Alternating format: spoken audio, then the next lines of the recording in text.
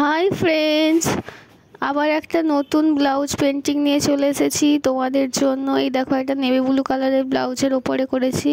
পিঠের লুকটা দেখো ব্লাউজের কেমন লাগছে। খুবই সিম্পলের মধ্যে করার চেষ্টা করেছি। আর তোমাদের যদি ভালো লাগে অবশ্যই লাইক কমেন্ট করবে এবং শেয়ার করবে। এই দেখো, হাতাটা ঠিক মাঝ বরাবর করেছি শিউলি ফুলটা। দেখো, শিউলি ফুলটা একটু জুম করে দেখাচ্ছি, কেমন হয়েছে দেখে জানিও। নেভি ব্লু কালারের ওপর শিউলি ফুলটা একটু বেশিই ভালো লাগে, তাই আমার এই কালারটার ওপর করতে একটু বেশি ভালো লাগে।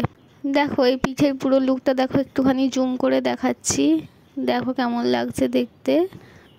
এই দেখো, পিঠের লুকটা তো পুরো তোমাদের সঙ্গে শেয়ার করলাম। এবার দেখো, হাতাটা আরও জুম করে দেখাচ্ছি। হাতার ওপর ফুলটা কেমন লাগছে বলো।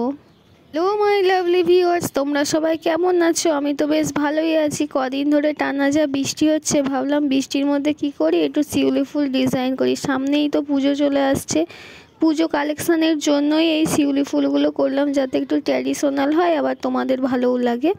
তাই যেমনি ভাবা তেমনি কাজ, তাই রং তুলি নিয়ে বসে পড়লাম, দিয়ে ড্রয়িং করলাম আর রং করতে শুরু করে দিলাম। এই নেভি ব্লু কালারের ওপর সাদা শিউলি ফুলগুলোকে দেখতে খুবই সুন্দর লাগে আমার। তোমাদের কেমন লাগে অবশ্যই কমেন্ট করে জানিও।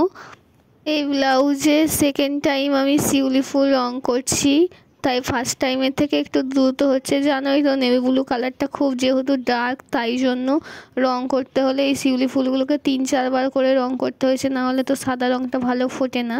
ওই জন্য একটু দেরিই হচ্ছিল। তো আমাদের সঙ্গে গল্প করতে করতে অনেকগুলো শিউলি ফুল আমার রং করা হয়ে গেল।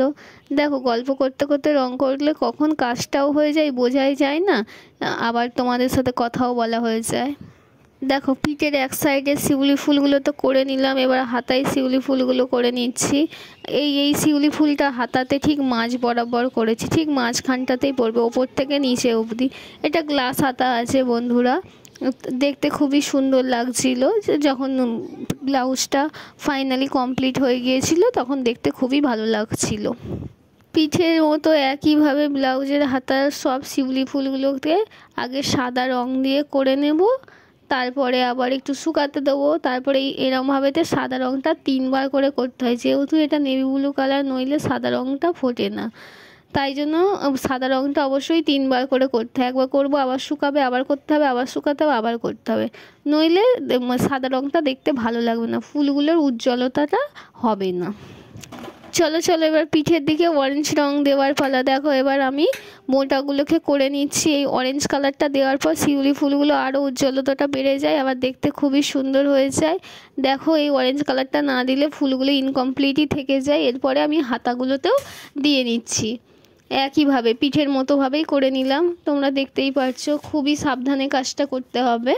এই দেখো, তোমাদের সঙ্গে গল্প করতে করতে আমার হাতাটা অনেকটাই কমপ্লিট হয়েই এলো, আর একটুখানি অরেঞ্জ রং করলেই হয়ে যাবে। আমার তো হাতাটা খুবই সুন্দর লাগছে। তোমাদের কেমন লাগছে অবশ্যই কমেন্ট করে জানিও। যদি ভালো লেগে থাকে অবশ্যই একটা লাইক করবে আর বন্ধুদের মাঝে শেয়ার করবে, যাতে বন্ধুরা এই ভিডিওটা দেখতে পারে।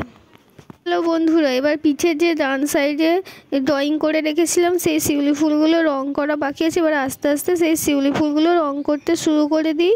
আর রং করলেই তো পুরো ব্লাউজটা কমপ্লিট হবে। কমপ্লিট হলেই তো, যে কোনো জিনিস কমপ্লিট হলেই তো তার সৌন্দর্যটা বাড়ে, তাই না? চলো কমপ্লিট করার চেষ্টা করি। এই দেখো, গল্প করতে করতে তোমাদের সঙ্গে আমার শিউলি ফুলগুলোও রং করা হয়ে গেল। এবার শুধু অরেঞ্জ রংটা করার পালা। এই দেখো, অরেঞ্জ রংটাও করে নিলাম। দেখো বন্ধুরা, এই দেখো ব্লাউজের ফাইনাল লুকটা কেমন হয়েছে কমেন্ট করে জানিও।